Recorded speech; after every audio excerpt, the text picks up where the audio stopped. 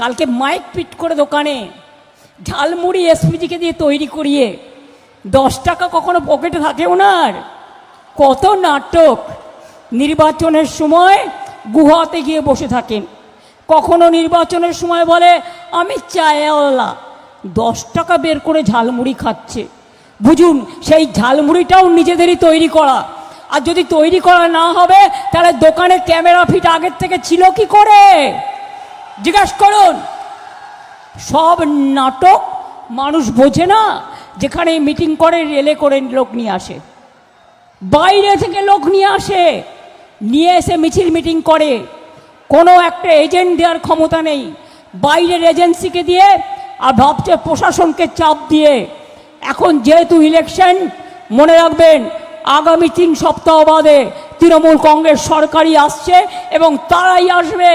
কোনো রকম EVM machine যাতে লুট করতে না পারে, পোলিং স্টেশন থেকে শুরু করে একদম পৌঁছে দেওয়া পর্যন্ত সেন্ট্রাল ফোর্সকে দায়িত্ব দেওয়া হয়েছে আপনাদের পোলিং ইভিএম মেশিন লুট করবার। আমাদের কাছে খবর আসছে কাউন্টিং মেশিনে যারা ভোট গুনতে যাবেন, ধরুন আপনি 100 পেলেন, ওখানে কম্পিউটারে তুলবে 5।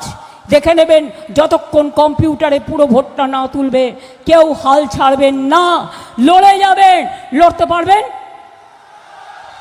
যুদ্ধ জয় করতে পারবেন? মা বোনেরা সকাল সকাল রান্না করে, ভোটের দিন আর কাউন্টিংয়ের দিন দরকার হলে রান্না হবে না, আগের দিন রান্না করে ভাতে জল দিয়ে রাখুন, পান্তা ভাত খান। কিন্তু বিজেপিকে শায়েস্তা করবার জন্য মা বোনেরা আমার সহযোগী, ভাইরা আপনাদের পাশে থাকবে। আমি যদি যোদ্ধা হই, বোনেরা আমার সহযোদ্ধা, মা বোনেরা আমার সহযোদ্ধা, আর ভাইয়েরা আমার পাশে থাকবে। আমি এইটুকু বলে সবাইকে বলি, এবারে নির্বাচনে বিজেপিকে হারিয়ে আমি দিল্লিতে বিজেপিকে হারাতে চাই।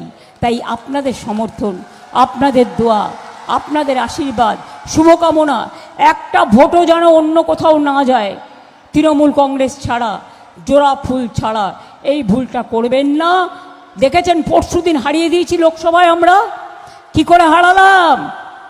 মহিলা বিল নয়, মহিলা বিল পাশ হয়ে গেছে 2023 সালের 25শে সেপ্টেম্বর।